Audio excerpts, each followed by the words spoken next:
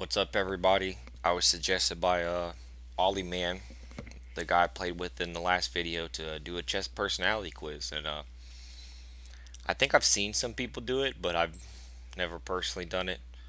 Um, oh crap. Sorry, my overlay's a little bit ugly. I figured it's not that important to clean it up right now because it's just a personality quiz. If can you imagine if all my games were filled like or filmed like this? But let's get into it. They said something on the website like it'll find the best openings for you. So, which side would you rather play in the following position? Hmm,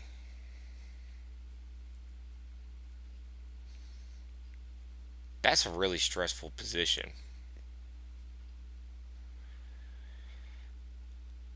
I gotta say white though. Um, Black, it doesn't seem like there's any too quick moves. I mean, with white, I could double up.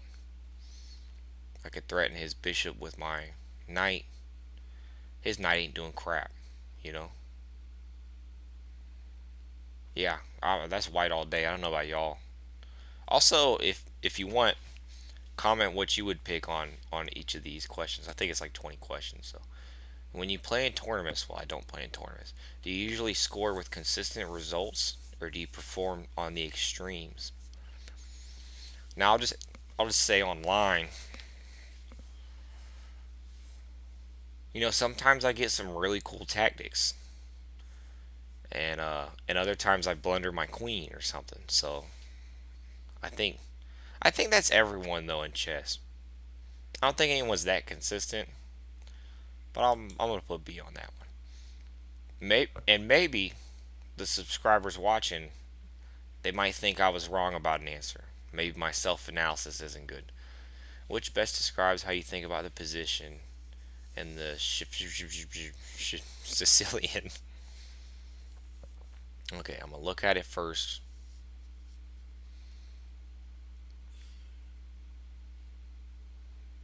I like the horse on D5. That's cool. If I was playing, I would definitely go B6. Take one of those, maybe. I guess I'd end up taking that one. The queen placement, it's all right. Okay, let's see what the question is. Black has given up a critically important square, D5. I did just say I like the horse on D5. So black has a lot of counterplay with the bishop pair and the F5 pawn break.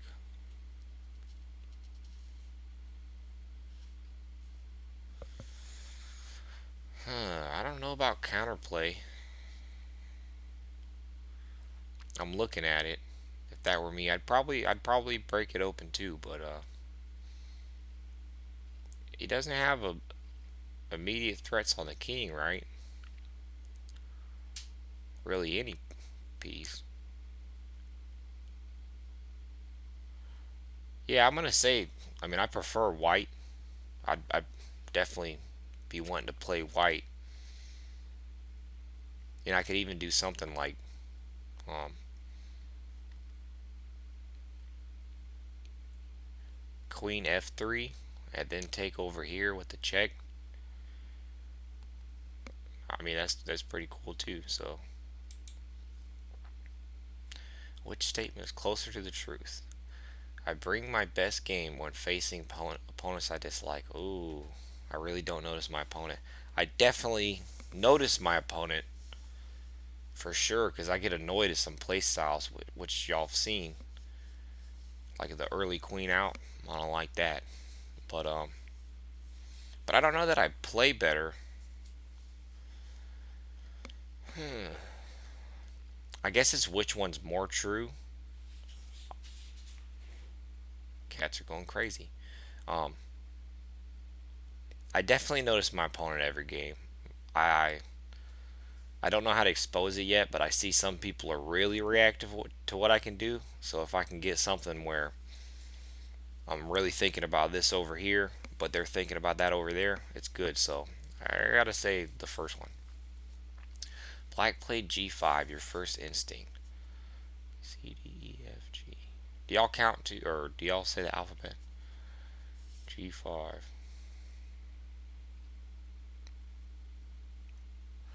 My first instinct is to take only because his queen or his king is over there. So yeah, yeah, that's definitely my.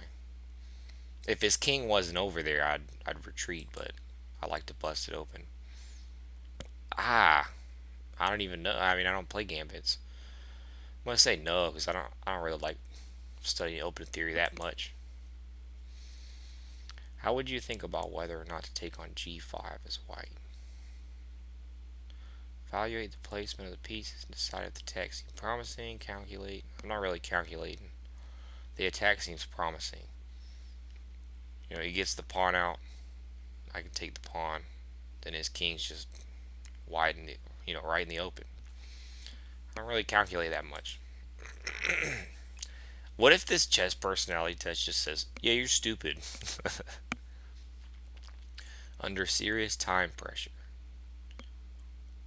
Now those are almost the same. I feel like I'm all right tactically though.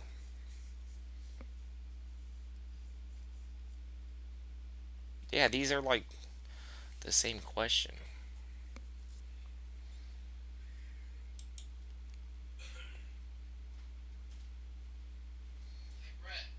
I'm busy. What do you want? Come in. I'm filming. Don't say anything stupid. Yeah. It's a picture of him with a pig, my roommate.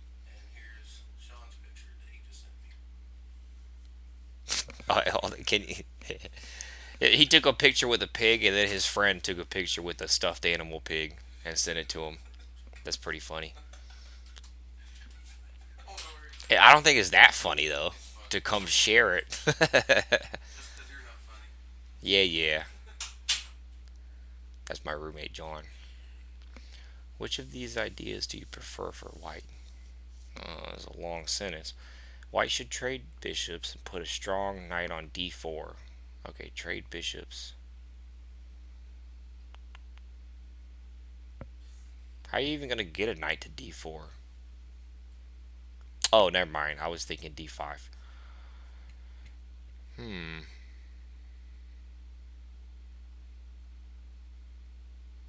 What does d4 even do? I'm not seeing too much action, which will prevent any counterplay from black doubling rooks on the c file by defending c2. I'm not thinking that far ahead when I play, to be honest. I wouldn't even think of doubling the rooks really, just because the queen and both of my rooks are right there. Alright, white should push d4, temporarily misplacing black's dark square bishop. Then start attack on the king side where the f5. Yeah, oh yeah, yeah, all day. Every time I play this position or a similar position, I'm always thinking about that. I think it's better to freeze that up personally. d4.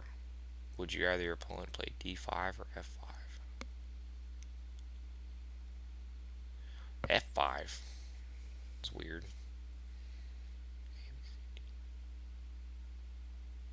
Yeah, f5 is weird. I wouldn't know what to think of that. Guess I'll just go with the more standard d5.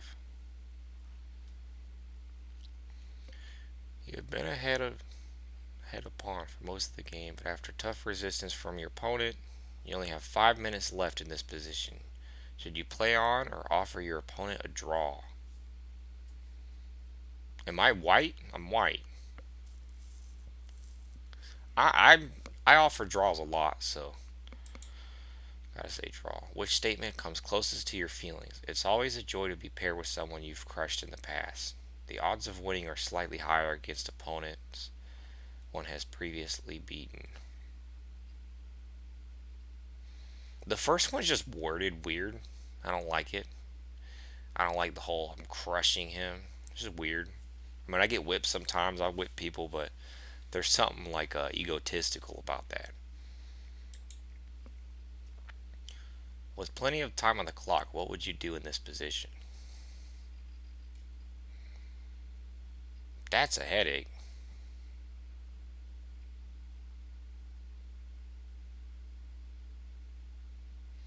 I'd probably take the bishop right away. Trade on e6 and play rook d7 because the endgame is good. For white, or redirect the knight to c3. Uh, no, I definitely wouldn't c3 to preserve a minor piece. Invest some serious time calculating whether knight. I'm not calculating. I'm not calculating much. That's weird though because either or, those are like completely different strategies. Keeping back and then taking are very different. But I'm not calculating much. Chess is 99% tactics.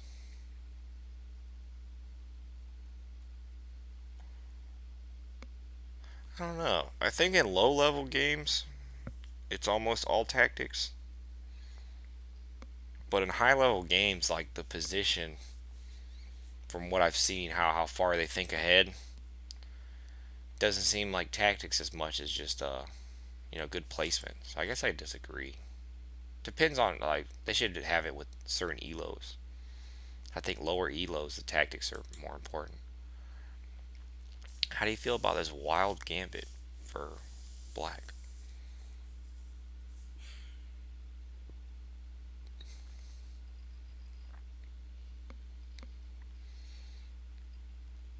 What is this? I mean, it'll mess with your opponent, but I wouldn't play it. After a losing game, have you ever broken something or yelled? I haven't. I have been very upset though. Actually, the game where Cthulhu fried my brain, that was the title of the video. I uh I was pretty bothered at that.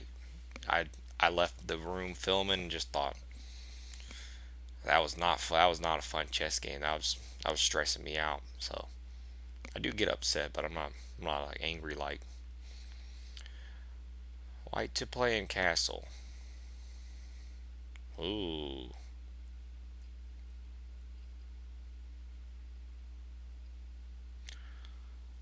I'd probably castle king side just because that bishop has a line right there.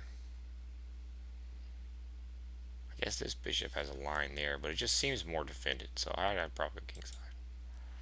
Which is closer to the truth? I get excited or nervous before a game. I don't worry about prizes, money, titles, or honors while playing. I just play my game. I definitely get nervous and excited, just like I was talking about. I got upset after that one game. Yeah, definitely. I I don't play tournaments or anything. There's with Corona, it's kind of a bad time to look for a chess club anyway. How would you come up with a plan in this position as white? Consider the strengths and weaknesses of black's position to decide where my pieces feel best. I would calculate some line for white to see how strong various possibilities are. I play 10-minute games. Like, I'm not really calculating like that.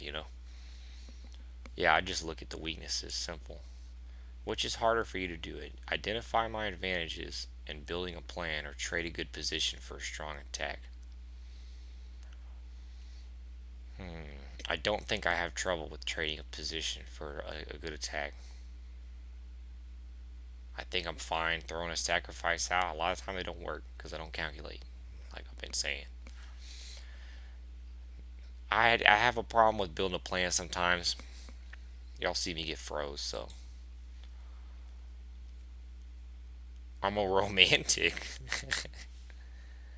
Romantics are full of good ideas. These ideas might be either positional or attacking, but they are always unusual and unique. I guess I wouldn't argue with that.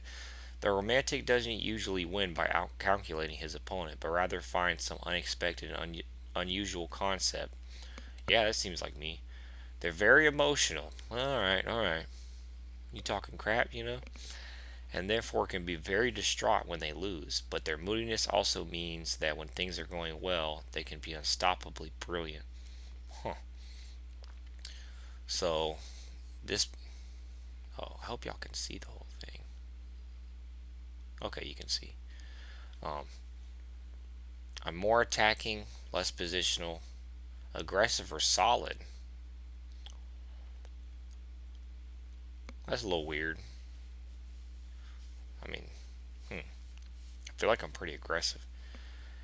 Now, this one I totally agree with. I don't calculate, really. Or very rarely do I try to calculate. Usually I'll just see, like if I see we're going to trade rooks, I'll just count to see who ends up with the last piece. That's pretty much how I calculate. Emotional calm.